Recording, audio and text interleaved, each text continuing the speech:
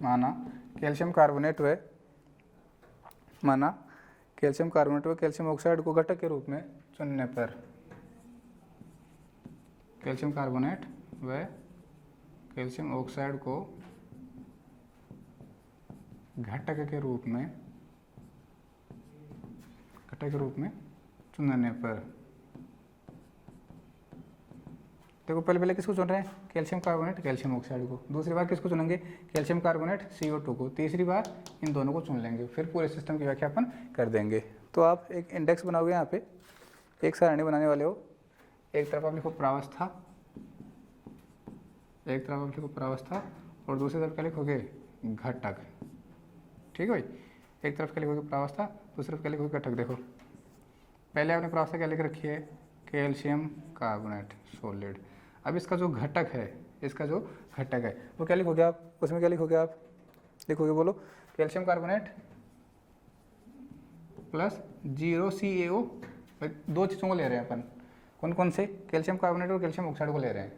तो आपको प्रावस्था कौन सी प्रावस्था की व्याख्या करनी है, कैल्शियम कार्बोनेट वाली ठोस प्रावस्था की व्याख्या करनी है। तो क्या इसमें कैल्शियम ऑक्साइड आएगा, नहीं आएगा, तो हमने क्या लिख दिया, calcium carbonate plus 0 calcium oxide अपने लिख दिया। ओके, दूसरा देखो, कैल्शियम ऑक्साइड ही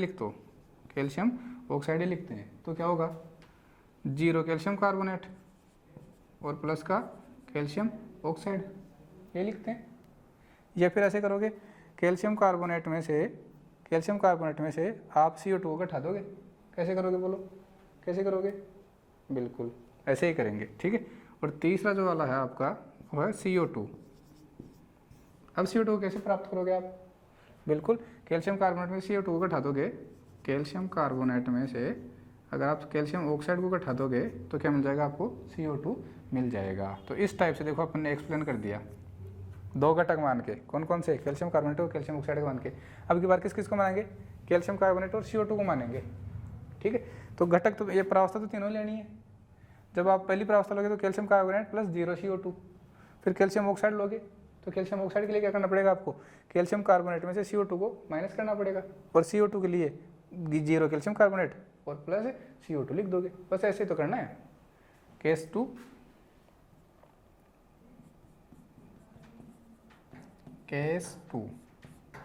क्या लिखोगे, कैल्शियम कार्बोनेट व CO2 को घटक के रूप में चुनने पर, बस समझ लो, एक बार फिर एग्जांपल्स करेंगे इसको खूब सारे।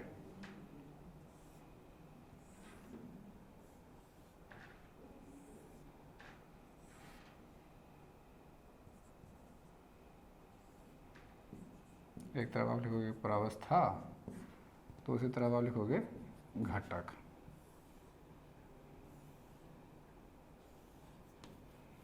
ठीक है, केस फर्स्ट, प्रावस्था आपने ले रखी है कैल्शियम कार्बोनेट सॉलिड। तो आपको तो कैल्शियम कार्बोनेट चाहिए घटक के रूप में, कैल्शियम कार्बोनेट ले लिया और प्लस का क्या कर दिया, 0 CO2, काम में नहीं आ रही तो CO2 क्या कर देंगे अपन, 0 कर देंगे। दूसरी बताओ कौन सा ले रहे हो आप, कैल्शियम ऑक्साइड ले रहे हो सॉलिड वाला। तो कैल्शियम ऑक्साइड कैसे मिल सकता है आपको, यदि हम कैल्शियम कार्बोनेट में से CO2 को माइनस कर दें तो आप क्या लिखोगे, कैल्शियम कार्बोनेट माइनस का CO2। और तीसरा बोलो, इन दो की सहायता से एक्सप्लेन करेंगे हम, ध्यान रखना, इन दोनों घटकों की सहायता से पूरे सिस्टम को अपन एक्सप्लेन करेंगे। तीसरा क्या चाहिए आपको, CO2 गैस चाहिए, तो क्या लिख दोगे, 0 तो कैल्शियम कार्बोनेट होना चाहिए और क्या होनी चाहिए आपकी, CO2 गैस होनी चाहिए। आगे समझ में, एक और देख लो, केस थर्ड देख लो भाई, केस थर्ड देख लो।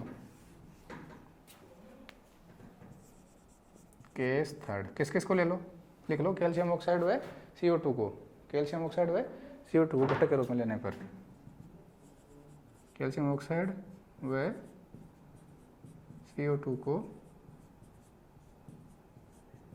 घटक के रूप में चुनने पर,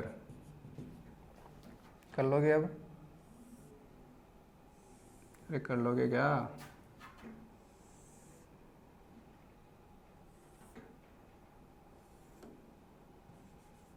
प्रावस्था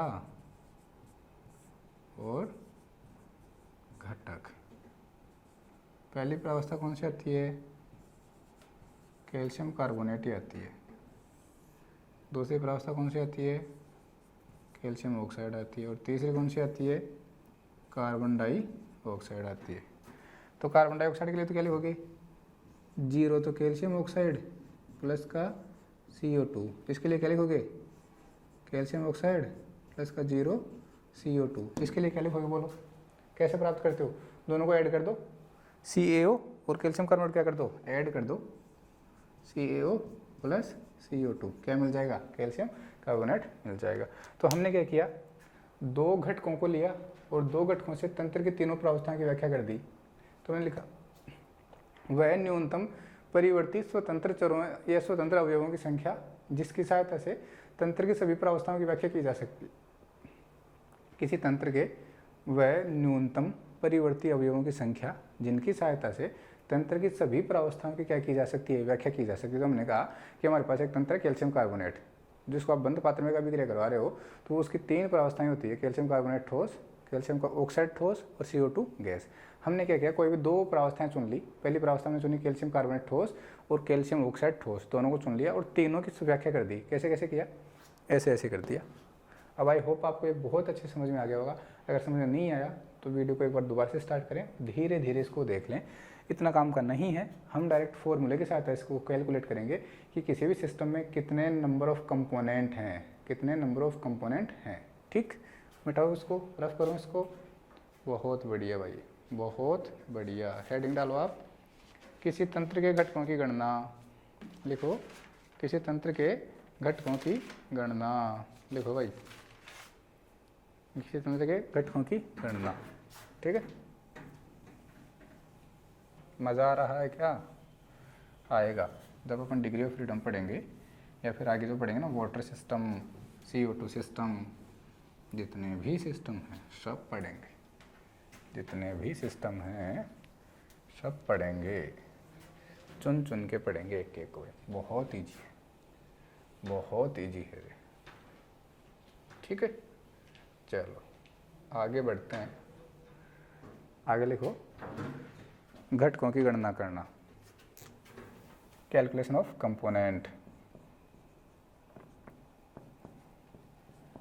घटकों की गणना,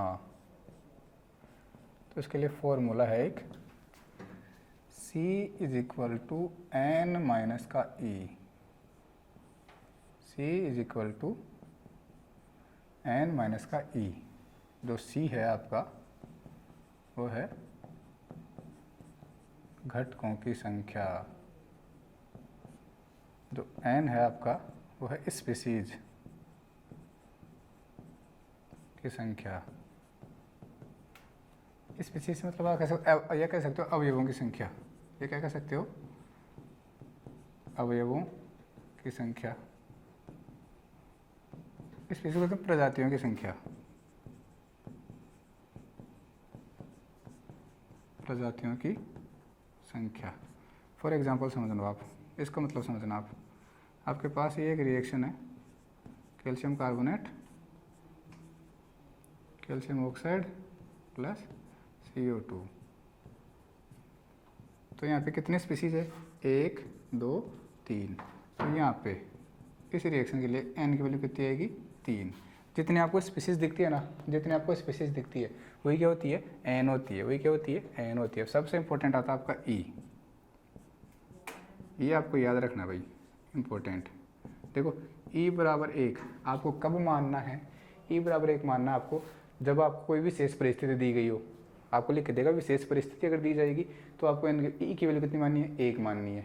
अगर आपको साम्य दिया गया है, अगर 1 साम्य दिया गया है तो E की वैल्यू 1 होगी। अगर 5 साम्य दिए गए हैं तो E की वैल्यू कितनी होगी? 5 होगी। 100 साम्य दिए गए हैं, E की वैल्यू कितनी होगी? 100 होगी। आया समझ में? अगर आयनों की संख्या दी गई है तो भी E की वैल्यू कितनी होगी? 1 होगी। तो E की वैल्यू 1 कब कब होगी वो लिखते हो। लिखो, E बराबर 1 होगा यदि आयन होंगे, E बराबर 1 होगा यदि आयन होंगे, ध्यान रखना। दूसरा, E बराबर 1 होगा यदि E बराबर 1 होगा यदि कोई अभिक्रिया होगी। बताया था ना मैंने, यदि कोई अभिक्रिया भी आपको दी गई होगी तो अभी E का मान कितना होगा, 1 होगा।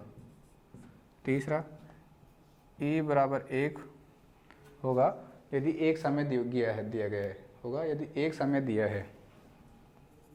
ध्यान रखना भाई, E का मान 1 होगा यदि एक ही समय आपको दिया होगा, यदि एक समय दिया है। ध्यान रखना, एक समय दिया है। जैसे यहाँ पे एक समय दिया है तो E का मान कितना होगा, 1 होगा। अगर ऐसे 4-5 समय दिए हैं तो E के मान कितने होंगे, 4-5 ही होंगे। E बराबर 1 होगा यदि एक समय दिया है। एक और देख लो, E बराबर 1 होगा, E बराबर 1 होगा यदि कोई विशेष परिस्थिति दी गई है। E बराबर 1 होगा यदि कोई विशेष परिस्थिति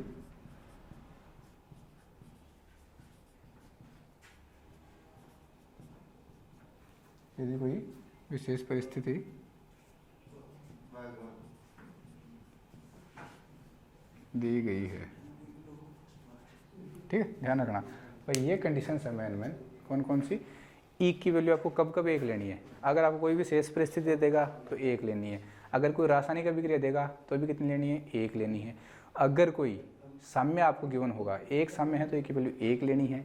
अगर 2 साम्य है 2 लेनी है, 1000 साम्य है 1000 लेनी है। ठीक, 10 साम्य है 10 लेनी है, 6 साम्य है 7 साम्य, जितने साम्य होते हैं E की वैल्यू आपको उतने ही लेनी होती है। अगर कोई आयन्स हैं, आयनों की संख्या है तो वहाँ भी E की वैल्यू कितनी है। अगर आपको आयन दिए हुए होंगे तो भी वहाँ पे E की वैल्यू कितनी लेनी है, 1 अपने को लेनी है। अब अपन करते हैं एग्जांपल्स, इसी से शुरू कर लेते हैं। इसी रिएक्शन के लिए शुरू करते हैं अपन एग्जांपल्स। ठीक, first calcium carbonate, calcium oxide plus CO2, solid gas. बताओ एन की वैल्यू कितनी होगी, यहाँ पे 3 होगी। एन की वैल्यू कितनी होगी, 3, 1 2 3 है। ठीक, okay. E is equal to, बताओ E इज इक्वल टू कितना होगा, 1, क्योंकि एक समय यहाँ पे गिवन है, कोई रिएक्शन नहीं है। रिएक्शन का मतलब है जैसे आपको एक सॉल्यूशन दे दे, उसमें NH3 भी दे दे, उसमें NH3 भी दे दे, उसमें NH3 भी दे दे, और क्या दे दे, पानी भी दे दे, तो NH3 और पानी को मिलके NH4OH बनता है क्या। तो वहाँ पे रिएक्शन आपको हो रही होगी, आपको गिवन नहीं होगी। ध्यान रखना, रिएक्शन वहाँ पे हो रही होगी लेकिन आपको वो गिवन नहीं होगी। तो आपको उसका पता होना चाहिए खुद को, उसका आपको खुद को पता होना चाहिए। और आप खुद क्या करोगे, वहाँ पे उस रिएक्शन को कंप्लीट करवा लोगे। ठीक है, उस रिएक्शन को आप खुद क्या करवा लोगे, वहाँ पे कंप्लीट करवा लोगे। उसके लिए E की वैल्यू 1 काउंट करनी है, वो इंडिविजुअल है, दिखेगी नहीं है आपको। अगर अमोनिया और पानी दिया है तो वहाँ पे दोनों रिएक्शन करके क्या बनाएंगे, NH4OH बनाएंगे, वो आपको दिखेगा नहीं लेकिन आपको वो करना है। ठीक, तो E की वैल्यू यहाँ पे 1 गिवन है, क्यों, साम्य गिवन है ना यहाँ पे 1, साम्य के लिए कितना साम्य, 1 साम्य है। तो बताओ C की वैल्यू कितनी आएगी, C इज इक्वल टू होता है N माइनस का E, then C is equal to कितना जाएगा, C इज इक्वल टू कितना आएगा, 3 minus 1, C is equal to आ गया 2। आप कह सकते हो यह एक द्विघटकीय तंत्र है। क्या है, द्विघटकीय तंत्र। ध्यान रखना भाई, ये भी आपको पता होना चाहिए। C की वैल्यू 2 आ गई, इसका मतलब क्या है, ये एक द्विघटकीय तंत्र है। ठीक, ये द्विघटकीय एक तंत्र है। अगला एग्जाम्पल देखो, आप दूसरा एग्जाम्पल देखो,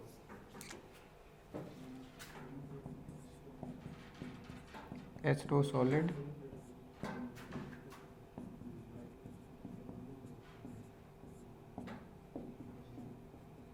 करो, देखें इसको आप खुद करो। बताओ N की वैल्यू कितनी है, यहाँ पे नंबर ऑफ कंपोनेंट कितने हैं, बताओ रे।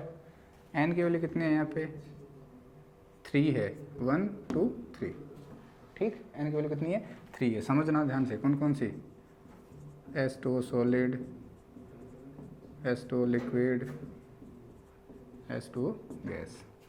और यहाँ पे E इज इक्वल टू 2 होगा। क्यों?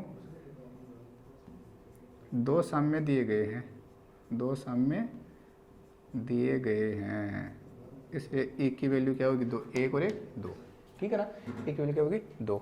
तो बताओ C की वैल्यू क्या होगी? बोलो, C की वैल्यू कितनी होगी? 3 माइनस का 2, C इज इक्वल टू 1। क्या कह सकते हो? यह है एक घटकीय तंत्र है। क्या है? एक घटकीय तंत्र है। यह एक घटकीय तंत्र है। अगला एग्जाम्पल देखो, एग्जाम्पल नंबर 3। तीसरा एग्जाम्पल है आपके पास,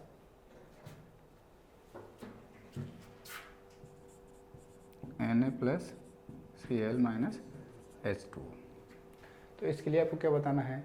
इसके लिए आपको बताना है, क्या बताना है? बोलो, घटकों की संख्या बतानी है। तो सबसे पहले तो आप बताओ n की वैल्यू बताओ कितनी होगी? 3 स्पीसीज के Na+ है, Cl- और H2 है। अब आपको मन से कोई दिमाग नहीं लगाना, मन से कोई दिमाग आपको यहाँ पे नहीं लगाना, ठीक है। कोई क्या सामने गिवन है क्या आपको? चलो क्या देखते हो? आप किसकी वैल्यू देखते हो? E की वैल्यू देखते हो। कितना आएगा? E की वैल्यू कितनी होगी? 1 होगी क्या? क्योंकि आयंस गिवन है, आयंस गिवन है, इसलिए E की वैल्यू कितनी होगी? 1 होगी। क्या कोई साम्य गिवन है? नहीं है। साम्य गिवन नहीं होगा, कोई रिएक्शन भी गिवन नहीं है, कोई स्पेशल कंडीशन भी गिवन नहीं है, इसलिए E की वैल्यू केवल 1 ही होगी। क्यों? क्योंकि आयन दिए गए हैं, क्योंकि आयन दिए हैं। कंडीशन देख लो ना, ये लिखी हुई। यदि आयन दिए होंगे तो E की वैल्यू कितनी लेनी है? 1 लेनी है। तो आपके पास आयन दिए गए हैं, इसलिए 1 ले ली। बोलो क्या आएगा? C is equal to n minus का E, C is equal to 3 minus का 1। बोलो C इज इक्वल टू कितना आ गया? 2 आ गया। अब आप लिख लोगे कि ये क्या एक द्विघटकीय तंत्र है। क्या है? एक द्विघटकीय है। एक नए एग्जाम्पल्स को उतारो, फिर और एग्जाम्पल्स अपन करते हैं, ठीक है। चलो तो भाई, ओके, ठीक है। अगला एग्जाम्पल, अगला एग्जाम्पल आप देखोगे तो वो है, कितने हो गए? 3 हो गए ना। चौथा एग्जाम्पल आप देखो, क्या है? NH4Cl solid, NH4+ Cl- and H2O। क्या लिखा हुआ है? H2O यहाँ पे लिखा हुआ है, ठीक। ओके, बताओ भाई, बताओ n कितना होगा? 1 2 3 4, 4 होगा, ठीक। E कितना होगा? E कितना होगा? यहाँ पे E होगा 2। क्यों होगा?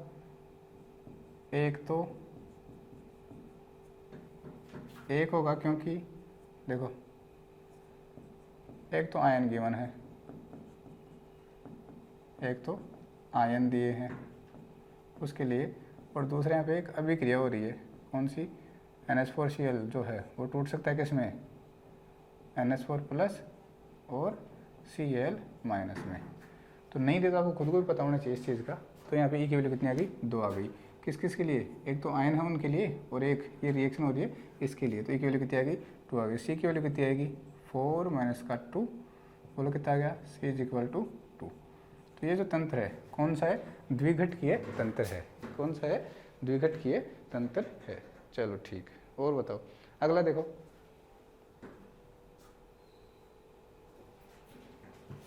क्या है?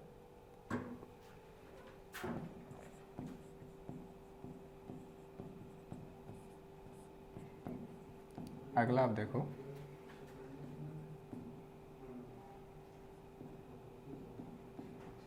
ये लो, बताओ बताओ n की वैल्यू कितनी गिवन होगी आपको?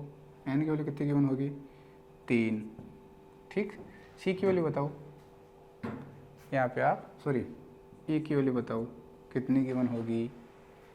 E की वैल्यू कितनी गिवन होगी? बताओ, देखें खुद देखो, E की वैल्यू आपको यहाँ पे कितनी गिवन है? बोलो कितनी गिवन है? कौन सी है? ठीक है, एक वैल्यू पे यहाँ की 2 होगी, एक तो सामने दिया है, इंपॉर्टेंट लगा लेना भाई इसको, एक हिडन छुपी हुई शर्त, एक है छुपी हुई कंडीशन है, छुपी हुई शर्त है, एक छुपी हुई शर्त वो क्या है, pressure of HCl is equal to pressure of NH3, एक स्पेशल कंडीशन है, ये क्या है, ये रही। यदि कोई विशेष परिस्थिति दी गई है, यदि कोई विशेष परिस्थिति दी गई है, आपको ये पता होना चाहिए, ये एक छुपी हुई शर्त है, मतलब विशेष परिस्थिति क्या है, एक विशेष परिस्थिति है ये, ठीक है। तो एक वैल्यू इसके लिए आएगी और एक वैल्यू उसके लिए आएगी, तो एक वैल्यू कितनी आएगी 2, बोलो C इज इक्वल टू कितना आएगा 3 माइनस का 2, C इज इक्वल टू आ गया 1। इसका मतलब ये सिस्टम कैसा है, एक घटकीय तंत्र है, कैसा है, एक घटकीय तंत्र है, ठीक है, ध्यान रखना। अगर अगला कह दे यदि pressure of NH3 does not equal to pressure of HCl, ये आपको लिख के देगा, ये आपको लिख के देगा। तो आप यहाँ क्या करोगे, अगर ऐसा नहीं है तो नॉर्मल आप लिख सकते हो कि E की वैल्यू कैसे कितनी आएगी, तो E की वैल्यू 1 रहेगी और C इज इक्वल टू कितना आ जाएगा, यहाँ पे 2 आ जाएगा, क्यों, C is equal to n minus E करोगे, n की वैल्यू कितनी है 3 है और ये कितनी आ जाएगी 1, क्योंकि एक ही रहेगा ये वाला ही। अब विशेष परिस्थिति तो हटाई दी है, pressure of NH3 pressure of HCl अगर नहीं दिया ना, ये वाली सिचुएशन दी है तो आप कितना मानोगे 2 मानोगे, और अगर ये वाली सिचुएशन हिडन कंडीशन दी गई है तो आप कितनी मानोगे 1 मानोगे, ध्यान रखना भाई, ये गलत नहीं है, ये अपना सही है, ठीक है। यदि प्रेशर ऑफ NH3 नहीं हो तो क्या होगा, ये वाला होगा, ठीक ठीक। चलो उतार लो इसको, और एग्जांपल्स अपने पास नहीं है, चलो ट्रिक लगाओ आप, 2-3 एग्जांपल्स और कर लेते हैं, लगाओ ट्रिक लगाओ। अब डायरेक्ट फाइंड करेंगे, अपन इतना काम ही नहीं करेंगे, अब अपन सीधा करेंगे, इतना काम ही नहीं करेंगे, ठीक। चलो लिखो ट्रिक, डायरेक्ट फाइंड करने की ट्रिक। इनको इधर वालों को रफ कर देता हूँ मैं, इनको क्या कर देते हैं अपन, रफ कर देते हैं।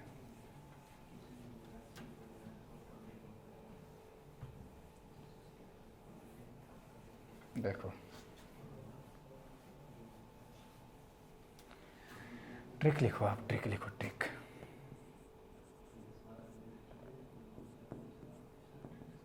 डायरेक्ट पहचानने की ट्रिक लिखो। देखो भाई क्या होगा, आपको Na प्लस देगा, Cl माइनस देगा और NaCl सॉलिड दे देगा। अभी जैसे पहचाने थे ना, मैंने एग्जाम्पल्स किए थे, वैसे क्या करेगा, अगर आपको Na प्लस दे दे, Cl माइनस दे दे और उन्हीं का कोई ठोस लवण दे दे, Na प्लस और Cl माइनस का ठोस लवण क्या होगा NaCl, तो वहाँ पे आपको ठोस लवण को काटा मार देना है, मतलब उसको काउंट अपने को नहीं करना। किन को काउंट करना है, जो आयंस हैं उन्हीं को अपने को काउंट करना है, डायरेक्ट बता रहा हूँ। और देखो और क्या होगा, अगर आपको H प्लस दिया हो, OH माइनस दिया हो और H2 दिया हो, अगर क्या दिया हो H प्लस OH माइनस और H2 दिया हो, तो केवल एक को ही काउंट करेंगे, H2 को ही काउंट करेंगे, H प्लस और OH माइनस को काउंट नहीं करेंगे। तो कई बार के लिए बड़ा सारा रिएक्शन लिख के देगा, उसमें आपको लिख के देगा NH4 plus Cl minus NH4Cl NH3 HCl Na plus Cl minus NaCl H plus OH minus H2, ऐसे खूब सारे लिख के देगा। तो हम क्या करेंगे, NH4Cl को काटा मार देंगे। क्यों मार देंगे, क्योंकि NH4 प्लस और Cl माइनस मिल गए, आयंस मिल गए। NaCl को काटा मार देंगे क्योंकि वहाँ पे Na प्लस और Cl माइनस मिल गए। NH3 और Cl को एज इट इज रखेंगे, HCl को, क्योंकि वो अपने कट नहीं रहे वो, ठीक है। इसके अलावा H प्लस और OH माइनस को काट देंगे क्योंकि आपको H2O मिल गया। तो डायरेक्ट वो बता रहा हूँ, ठीक है। तो अगर क्या हुआ आपको, देखो सिचुएशन ट्रिक लिखो, यदि आयन दिए हों और उन्हीं का कोई ठोस लवण हो, यदि आयन दिए गए हों, यदि आयन दिए गए हों और उन्हीं का कोई ठोस लवण, और उन्हीं का कोई ठोस लवण ठोस लवण हो तो केवल आयनों को ही गिनते हैं, ठीक है। ठोस लवण हो तो केवल आयनों को ही गिनते हैं, ध्यान रखना, तो केवल आयनों को ही गिनते हैं। ये डायरेक्ट ट्रिक का भी ध्यान रखना, आयनों को ही गिनते हैं। और बताओ अगली ट्रिक क्या कही थी अपन ने? अगली ट्रिक कही थी यदि H प्लस OH माइनस व H2 दिए गए हों तो क्या करोगे? यदि H प्लस OH माइनस व H2 तीनों दिए गए हों तो क्या करोगे? H2 को ही गिनते हैं, ध्यान रखना। H प्लस और OH माइनस का कर देंगे, काटा मार देंगे, केवल H2 को ही गिनते हैं। और देखो क्या हो, अगर तीनों आपको दिए गए हो, यदि H2 solid, H2 liquid and H2 gas तीनों दिए गए हों,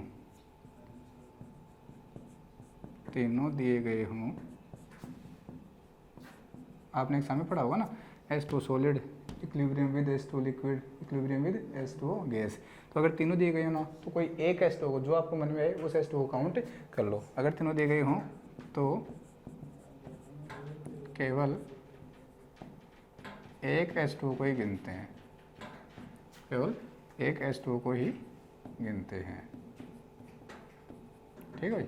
देखो एग्जाम्पल्स देखते हैं अब इसके अपन, इन ट्रिकों के आधार पर क्या करते हैं, एग्जाम्पल्स अपन देखते हैं। पहला एग्जाम्पल देखो भाई, एग्जाम्पल पहला है Na plus Cl minus H plus OH minus H2, ठीक है। चलो ओके, बताओ N की वैल्यू कितनी है यहाँ पे? अब क्या करेंगे, यहाँ पे किस किस को काट देंगे? H प्लस को काट देंगे, OH माइनस को काट देंगे, ठीक। अब बताओ N कितना बचा है यहाँ पे? इनको काटने के बाद में 3 बचा, क्योंकि इनको इसलिए काट दिया, आपको क्या मिल गया? H2 मिल गया। आपने क्या कहा, यदि H प्लस में OH माइनस और H2 तीनों दिए गए हों तो किसको? H2 को ही गिनते हैं, इनको काउंट नहीं करते। अब आयन तो दे दिए लेकिन इनका ठोस लवण नहीं दिया, आयन तो दे दिए लेकिन इनका ठोस लवण नहीं दिया, तो क्या करोगे आप? तो इनको काउंट अपने को करना है। अब बताओ E इज इक्वल टू, बताओ कितना होगा? E इज इक्वल टू कितना होगा? 1 होगा क्या? क्यों? क्योंकि आयन्स गिवन है, याद रखना पीछे वाली कंडीशन। ई इक्वल क्या होगी? 1 होगी, क्योंकि आयन्स गिवन और कोई स्पेशल कंडीशन गिवन है नहीं आपको। तो C इज इक्वल टू क्या करोगे? N माइनस ई, तो C की वैल्यू कितनी आ जाएगी? 2, कितनी आ जाएगी? 2। आगे समझ में? Very good. अगला एग्जाम्पल्स देखो, एग्जाम्पल नंबर 2 आप देखो भाई, ठीक है। देखो NaCl solid, Na plus Cl minus, ठीक है, H plus OH minus H2O, H plus OH minus H2, वही हो गया क्या? H प्लस और OH माइनस को काट देंगे, क्यों? क्योंकि आपको H2 मिल गया, ठीक है। ऐसे ही NaCl को काट देंगे, क्यों? क्योंकि आपको NaCl मिल गया। बताओ N की वैल्यू कितनी आएगी? 3, एक H2 बच रहा है, एक Na प्लस, एक Cl माइनस, 3 बच रहे हैं। E की वैल्यू कितनी आएगी? 1। क्यों आएगी? क्योंकि आपको आयन्स गिवन है, क्योंकि आयन्स गिवन है इसलिए E की वैल्यू कितनी आएगी? 1।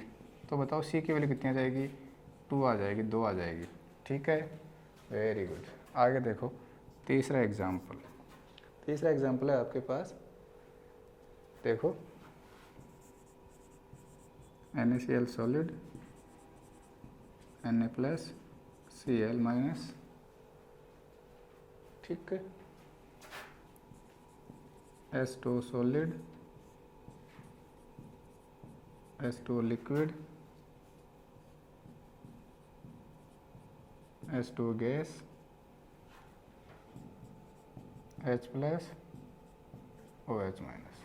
देखो भाई क्या करते हैं, सबसे पहले आपको आयंस गिवन है और इन्हीं आयंस का कोई सॉलिड साल्ट गिवन है, तो साल्ट को आपने काट दिया। अब 3 H2 की कंडीशन लिखी हुई, देखो अगर H2 सॉलिड लिक्विड तीनों गैस गिवन है तो क्या करोगे? एक H2 को काउंट करते हैं, तो किसी को भी कर दिया अपन ने, ए को काउंट कर लिया, और अगर H2 गिवन है तो H प्लस और OH माइनस को अपन काटा मार देंगे। बोलो n की वैल्यू कितनी गिवन है, n की वैल्यू कितनी आई 1 2 3, n की वैल्यू कितनी आ गई 3। और बोलो E की वैल्यू कितनी आएगी, E की वैल्यू कितनी आएगी आपके पास बताओ। एक तो आयंस गिवन है और एक साम्य गिवन है। एक तो आपके पास आयंस गिवन है और एक क्या है साम्य। अरे साम्य तो है नहीं, साम्य तो नहीं है क्योंकि साम्य तो कैंसिल हो गया, ये तो साम्य तो क्या हो गया कैंसिल हो गया, ये साम्य भी नहीं काउंट होगा, ये भी काउंट नहीं होगा। E की वैल्यू कितनी आएगी 1 आएगी। तो बताओ C की वैल्यू कितनी आ जाएगी वापस से 2 ही आ जाएगी। C की वैल्यू कितनी आ जाएगी फिर से 2 ही आ जाएगी। ठीक है, चलो और देखते हैं आगे। अगला एग्जाम्पल देखो, चौथा example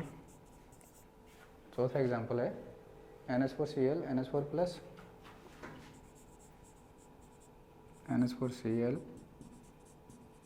NH4 plus Cl minus NH3 NH4OH H plus NH4OH H plus OH minus H2O solid H2O liquid H2O gas. और भी कोई है क्या, नहीं है। ठीक, क्या करोगे काटो NH4Cl को, क्योंकि NH4 प्लस और Cl माइनस मिल गया। ठीक, और देखो 3 आ गए आपके पास, तो 2 को काट दो, कोई भी एक काउंट कर लो। सामने भी नहीं आएगा, ध्यान रखना, सामने भी आपके पास नहीं है तो बचेगा ही नहीं, बाकी नहीं बचे तो अकेला बचा। अगर ये आ गया तो इनको काटा मारो। बताओ n इज इक्वल टू कितना आया, n इज इक्वल टू कितना आएगा 1 2 3 4 5, कितना आ गया n की वैल्यू कितनी आएगी 5। E की वैल्यू बताओ आप कितनी आएगी, E इज इक्वल टू 1, क्योंकि आयन दिए हैं, क्या हैं आयन दिए हैं। और बताओ अमोनिया है और पानी है। E इज इक्वल टू एक और होगा, यहाँ पे विशेष परिस्थिति है NH3 प्लस पानी क्या बना लेगा NH4OH। एक रासायनिक अभिक्रिया गिवन है क्या, तो E की वैल्यू कितनी आएगी 2 आएगी। तो C इज इक्वल टू क्या करोगे N minus E, C is equal to 5 minus का 2, कितना आ जाएगा C इज इक्वल टू 3 यहाँ पे आपके पास आ जाएगा। आया क्या समझ में, इतने एग्जाम्पल समझ में आ गए। और करें, चलो इसको रफ करते हैं, अपन आगे बढ़ते हैं। ठीक, चलो तो फिर बहुत बढ़िया भाई, समझ में आ रहा है। अब आप किसी भी टाइप के क्वेश्चंस दे, अगर आपको किसी भी टाइप के क्वेश्चन दिए गए हों तो आप डायरेक्ट क्या कर लोगे, वहाँ से कंपोनेंट को कैलकुलेट कर लोगे, घटकों की संख्या को कैलकुलेट आप कर लोगे। ठीक है भाई, ओके। फिर इस फॉर्मूले का अपन विस्तार रूप भी लिख सकते हैं, इस फॉर्मूले का अपन विस्तार रूप भी लिख सकते हैं। और देख लो एक एग्जाम्पल और देखो, अगला एग्जाम्पल देखो, कोई सा भी होगा भाई, Ag plus NO3 minus AgCl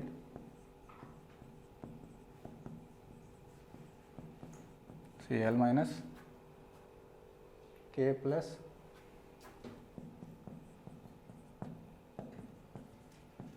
H2 solid. ठीक है, चलो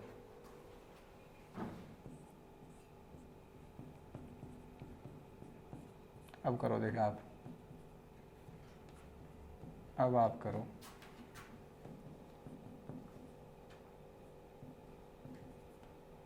ठीक है भाई, देखो होगा क्या।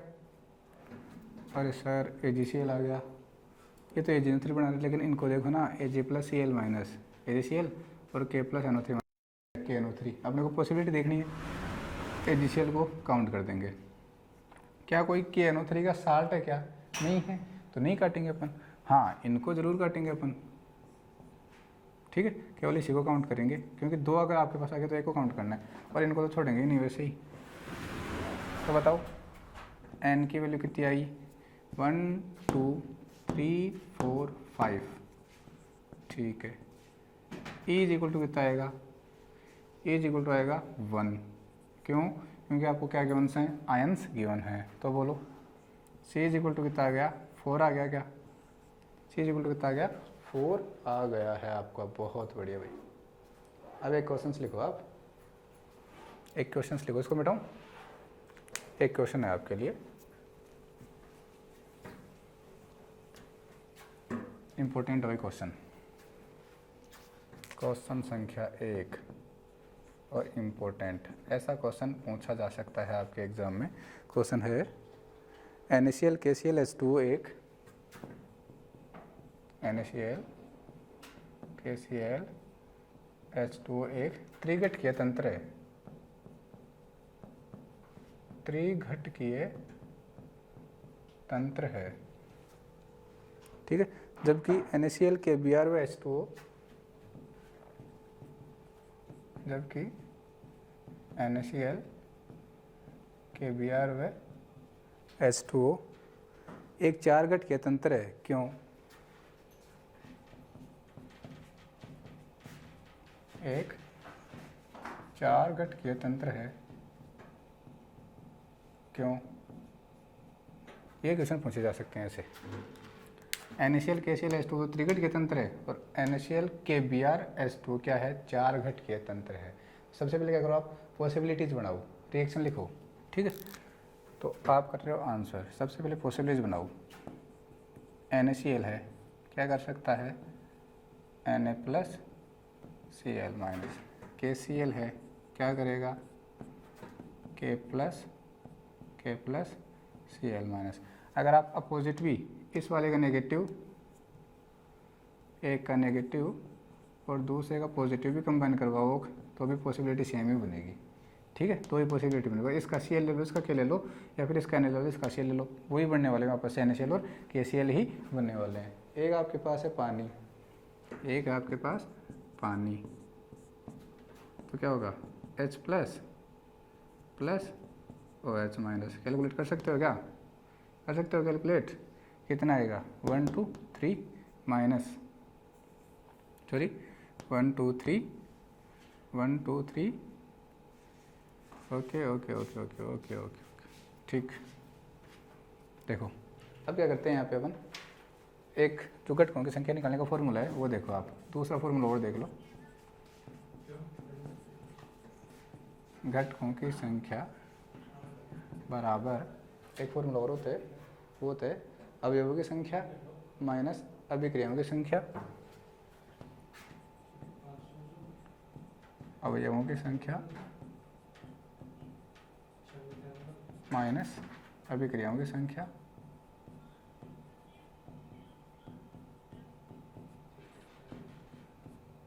माइनस अभिक्रियाओं की संख्या, माइनस नियंत्रित परिस्थितियों की संख्या।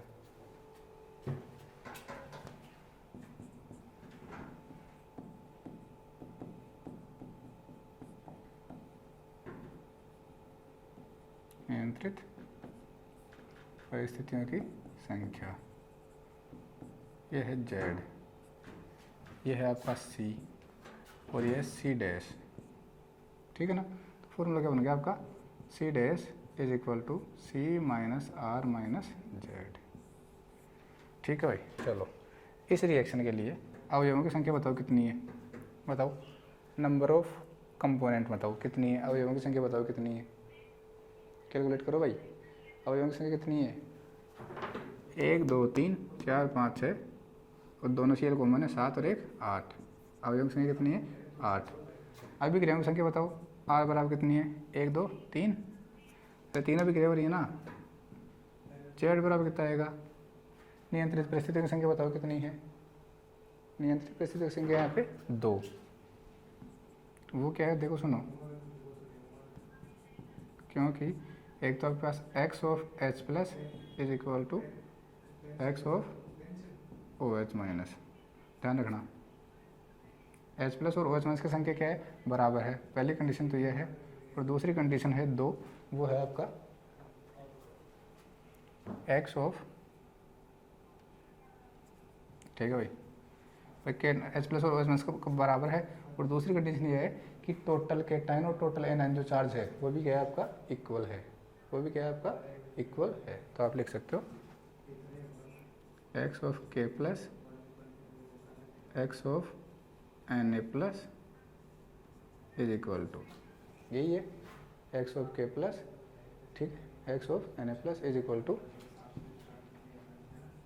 X of C L minus and x of O H minus. ये दो यहाँ पे आपको कंडीशंस गिवन है। तो अब क्या करोगे आप इसके लिए किसके कैलकुलेशन करोगे आप सी की। तो C is equal to C dash is equal to, C की वैल्यू कितनी है 8 माइनस 3 माइनस का 2, सी डैश कितना आ गया 3 आ गया क्या। तो आपने कह दिया कि ये जो है ये कैसा घटक है, सिद्ध हो गया त्रिघटकीय तंत्र है। क्या है, त्रिघटकीय तंत्र है। दूसरा देखो, अब खुद पॉसिबिलिटी बनाओ, खुद पॉसिबिलिटी बनाओ आप आगे वाले में, सेकंड वाले में क्या क्या थे, NaCl, KBr एंड H2। तो आपने पॉसिबिलिटी बनाना स्टार्ट किया, NaCl, Na plus Cl minus, KBr, K plus Br minus, और ये Br इसके साथ भी हो सकता है NaBr, और KCl भी तो हो सकता है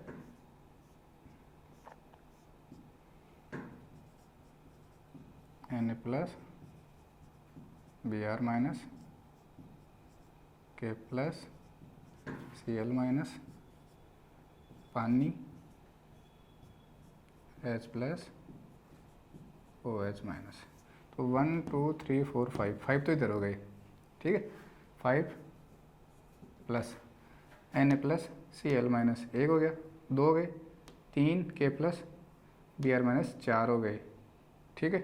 अब देखो ना काउंट हो गया, Br भी काउंट हो गया, K काउंट हो गया, 4 तो ये हो गए, 5 और 6 ये हो गए। तो टोटल कितने हो गए 11, टोटल कितने हो गए 11। C इज इक्वल टू कितना गया 11। R इज इक्वल टू बताओ कितना है, R इज इक्वल टू बताओ कितना है 1 2 3 4 5, R की वैल्यू कितनी है 5, और Z की वैल्यू कितनी है यहाँ पे, जो नियंत्रित परिस्थितियों संख्या है Z की वैल्यू है वो है 2 ही है, वो वाली ये पहले वाली, ठीक है। Z की वैल्यू कितनी है 2 है। तो क्या करोगे C dash is equal to C minus R minus Z, C dash is equal to C की वैल्यू 11 माइनस का 5 माइनस का 2, C डैश कितना आ गया 7, 11 में से 7, C dash is equal to 4। इति सिद्धम, हमने सिद्ध कर दिया है कि जो KBr वाला तंत्र है NaCl के साथ वो 4 घटकीय तंत्र है, और जो NaCl वाला तंत्र है वो कितने 3 घटकीय तंत्र है। पॉसिबिलिटीज़ बनाते जाओ आप, तो एक केटायन को दूसरे के साथ जोड़ते जाओ, एनएन को जोड़ते जाओ और पॉसिबिलिटीज़ बनाते जाओ, ठीक है। जितनी पॉसिबिलिटीज़ बनेगी उतने क्या बनेंगे आयंस आपके भैया इक्विलिब्रियम बनेंगे, आयंस आपके बनेंगे, ठीक है। इधर पॉसिबिलिटी इतनी बन रही थी Na plus Cl minus K plus Cl minus, NaCl KCl बन सकते, इसके अलावा कुछ नहीं बन सकता, लेकिन KBr आती, 2 पॉसिबिलिटी एक्स्ट्रा हो गई, ठीक है भाई। ओके चलो तो फिर आगे पढ़ते हैं अपन, आगे अपन पढ़ते हैं, ठीक है। चलो भाई, हेडिंग डालो आप, स्वतंत्रता की कोटि, डिग्री ऑफ फ्रीडम। अपने के पहला क्या पढ़ा, पहला पढ़ा अपन ने प्रावस्था, दूसरा क्या पढ़ा घटक, और तीसरा कौन सा पढ़ने वाले हो स्वतंत्रता की कोटि, degree of freedom. F C पे पहला P पढ़ लिया, दूसरा पढ़ लिया C पढ़ लिया, तीसरा क्या पढ़ रहे हो F, डिग्री ऑफ फ्रीडम अपन पढ़ रहे हैं, ठीक है भाई। बोलो आ रहा है समझ में, ठीक है, समझ में आ रहा है, वेरी गुड। तो अगली हेडिंग डालोगे आप, अगली आप हेडिंग डालोगे स्वतंत्रता की कोटि,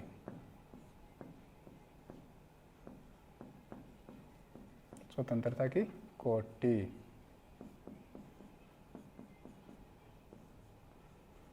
बोलते हैं इसको डिग्री ऑफ फ्रीडम,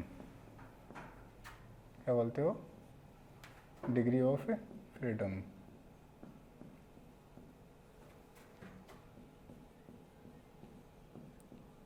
आप हायर क्लासेज में इसको पढ़ोगे, आप इसको थर्ड ईयर में पढ़ने वाले हो डिग्री ऑफ फ्रीडम में IR स्पेक्ट्रोस्कोपी में, तो वहाँ पे दूसरी होगी है, यहाँ पे दूसरी। किससे रिप्रेजेंट करते हैं? एफ से रिप्रेजेंट इसको करते हैं। ठीक है, फॉर्मूला भी बताऊंगा, इसके एक बाद परिभाषा सुन लो आप, बिल्कुल ईजी है, परिभाषा लिखो आप इसकी। ठीक है, देखो तीन चर होते हैं, ताप, दाब और सांद्रता। ताप, दाब और सांद्रता, इन तीन चरों के आधार पर अपन पूरे तंत्र की व्याख्या कर सकते हैं। इन तीन चरों के आधार पे अपन पूरे तंत्र की व्याख्या कर सकते हैं। ठीक है, अगर आपके पास मान लो स्वतंत्रता की जो कोटि है उसका मान 1 है।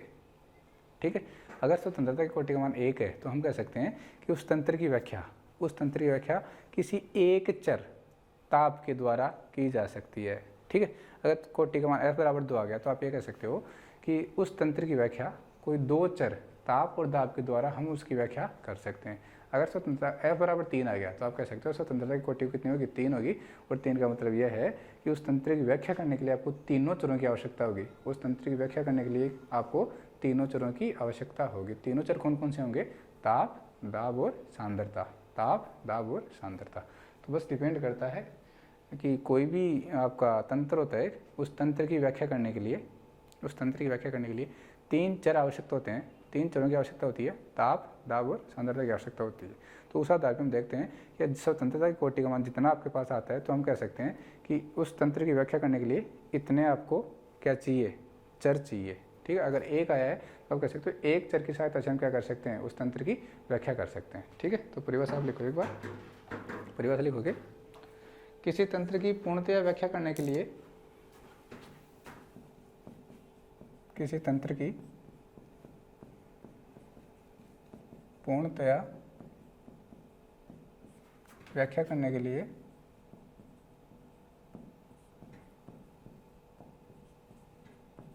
किसी तंत्र की पूर्णतया व्याख्या करने के लिए, ठीक है, आवश्यक न्यूनतम स्वतंत्र चरों व्याख्या करने के लिए आवश्यक न्यूनतम स्वतंत्र चरों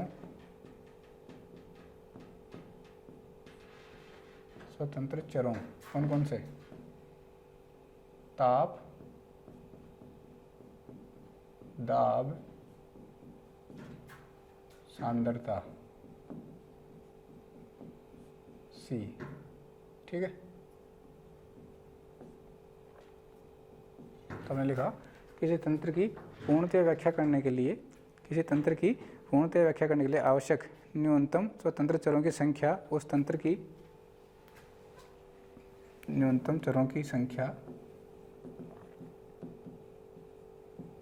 उस तंत्र की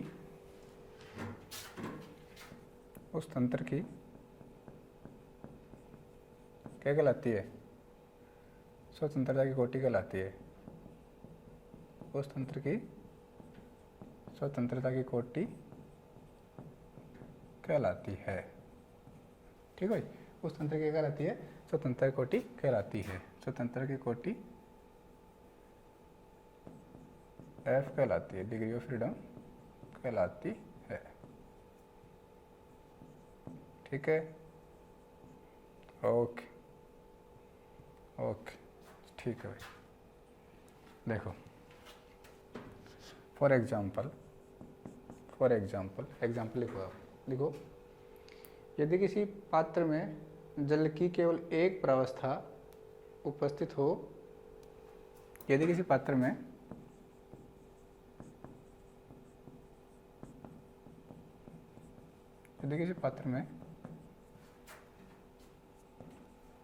जल की केवल एक प्रावस्था, ये क्या हो सकती है? ठोस भी हो सकती है, द्रव भी हो सकती है, या फिर गैस मतलब वाष्प। ठीक है,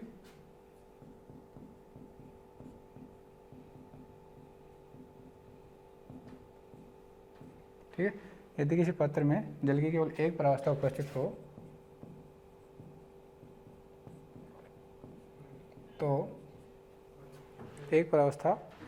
हो तो तंत्र की व्याख्या करने के लिए ताप व दाब दो चरों की आवश्यकता होती है।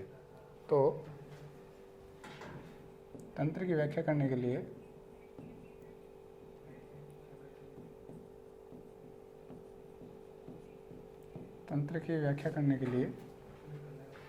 दो चरों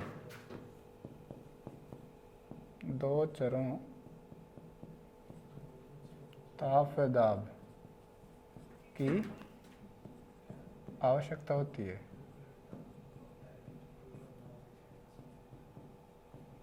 देखो भाई, एक फॉर्मूला होता है आपके पास, F is equal to C minus का P प्लस का 2। एक बार याद रख लो। फिर ये जो फॉर्मूला होता है ये गिब्स का प्रावस्था नियम का है। ये फॉर्मूला किसका है? गिब्स प्रावस्था नियम का फॉर्मूला है। F is equal to C minus का P प्लस का 2। C क्या है? एक बार लिख देता हूँ मैं यहाँ पे, कौन क्या है। C है आपका स्वतंत्रता की कोटि। स्वतंत्रता की कोटि है भाई, ठीक। C क्या है आपका? घटकों की संख्या, घटकों की संख्या है। P क्या है आपका? प्रावस्था की संख्या, ठीक। ये है। तो हमने क्या कहा, यदि किसी पात्र में जल की केवल एक प्रावस्था, तो आपको यहाँ पे P की वैल्यू गिवन है कितनी? 1 है, ठीक है। P की वैल्यू कितनी है? 1 है। तो बताओ C की वैल्यू कितनी होगी? C की वैल्यू बताओ कितनी होगी? बताओ रे, जल कितना घटकीय तंत्र है? बताओ देखें, C की वैल्यू कितनी होगी? C की वैल्यू कितनी होगी? एक ही होगी। अरे पानी है, ठोस लो, द्रव लो, कोई भी लो, घटक कितना है? एक। पानी तो है, उसमें और कोई दूसरा घटक थोड़ी है। कैल्शियम कार्बोनेट अपन ले रहे थे तो वहाँ पे 2 घटक थे। कैल्शियम कार्बोनेट 3 थे वहाँ पे, तो कैल्शियम कार्बोनेट, कैल्शियम ऑक्साइड और CO2, तो 3 में से कोई 2 घटक ले रहे थे अपन, ठीक है। यहाँ पे तो घटक ही कितना अपने पास? एक ही है। पानी तो है, पानी के अलावा कुछ है ही नहीं, तो घटक कितना हो गया? एक। तो यहाँ से अगर वैल्यू पुट ऑफ करना चाहोगे 1 माइनस का 1 प्लस का 2, बोलो कितना आ गया? F इज इक्वल टू कितना आ गया? 1 से 1 मारा, कितना आ गया? 2। डिग्री ऑफ फ्रीडम को मतलब 2 है। इसका मतलब क्या है? तंत्र की व्याख्या करने के लिए, तंत्र की व्याख्या करने के लिए, तंत्र की व्याख्या करने के लिए 2 चरों की आवश्यकता होगी। 2 चरों की आवश्यकता होती है। कौन कौन से? ताप और दाब, ये 2 चर होंगे, ठीक है। अगर F का मान 3 आएगा तो आप क्या कहोगे? व्याख्या करने के लिए 3 चरों की आवश्यकता होगी। 1 आएगा, इसका मतलब 1 चर की आवश्यकता होगी। 0 आएगा तो आप क्या कह सकते हो? उसकी डिग्री ऑफ फ्रीडम है नहीं, मतलब तंत्र की व्याख्या किसी भी चर के द्वारा नहीं की जा सकती, ठीक। अब बताओ, क्या F का मान 4 आ सकता है क्या? क्या F का मान 4 आ सकता है क्या? देखो, इसको भी अपन प्रूफ करेंगे, क्वेश्चन लिख के एक, ठीक है। ओके, चलो तो फिर ठीक है। क्वेश्चन है, क्या एक घटक तंत्र की 4 प्रावस्थाएं एक साथ साम्य में रह सकती है?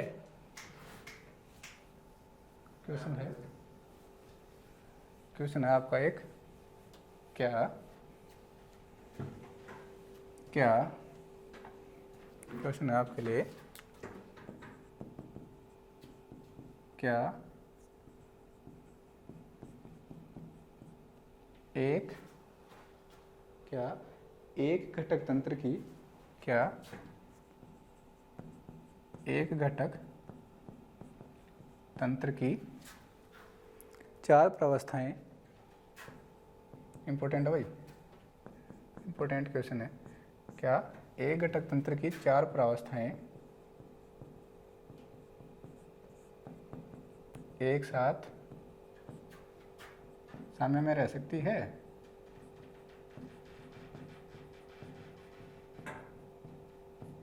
क्या एक घटक तंत्र की 3-4 प्रावस्थाएं एक साथ समय में रह सकती है? क्वेश्चन है। आंसर हमें नहीं पता, आंसर हमें नहीं पता। एक्सप्लेन करते हैं। देखो क्या कहा, एक घटक तंत्र, C की वैल्यू दे दी कितनी? 1। समझ में ना? एक घटक का, इसका मतलब क्या है? C की वैल्यू 1 है। 4 प्रावस्थाएं कही है, इसका मतलब P की वैल्यू कितनी है? 4 है। यही तो है, यही तो होता है। ओके, फॉर्मूला क्या होता है? F is equal to C minus का पी प्लस का 2। वैल्यू पुट करो, F is equal to C की वैल्यू कितनी है, कंपोनेंट की वैल्यू 1 है, पी की वैल्यू कितनी है 4 है, प्लस का 2, 2 1 3, एफ की वैल्यू कितनी आ गई माइनस का 1, कितनी आ गई माइनस का 1, जो कि संभव नहीं है, जो कि संभव नहीं है। f की वैल्यू -1 कतई संभव नहीं होती, ध्यान रखना। अरे स्वतंत्रता की कोटि अपने पास 3 आई है, ताप दाब और सांद्रता, आप माइनस में ले गए, क्या पॉसिबल है, क्या नहीं पॉसिबल है, 0 पॉसिबल है, +1 +2 +3 पॉसिबल है, लेकिन -1 पॉसिबल नहीं है। इसलिए हम कह सकते हैं कि एक तंत्र की 4 प्रावस्थाएं कभी भी साम्य में नहीं रह सकती एक घटकीय तंत्र के लिए, ठीक है। अतः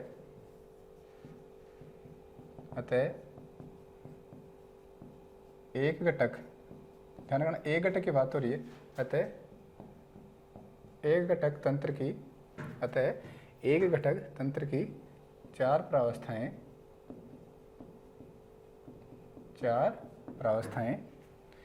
एक साथ साम्य में नहीं रह सकती, एक साथ साम्य में नहीं रह सकती, ठीक है भाई, ध्यान रखना, इंपॉर्टेंट क्वेश्चन है। क्योंकि अगर ऐसा होता है तो f की वैल्यू कितनी आती है -1, f की वैल्यू कितनी आती है -1, जो कि क्या है पॉसिबल नहीं है, ठीक है भाई। ओके, लिख लो आप इसको।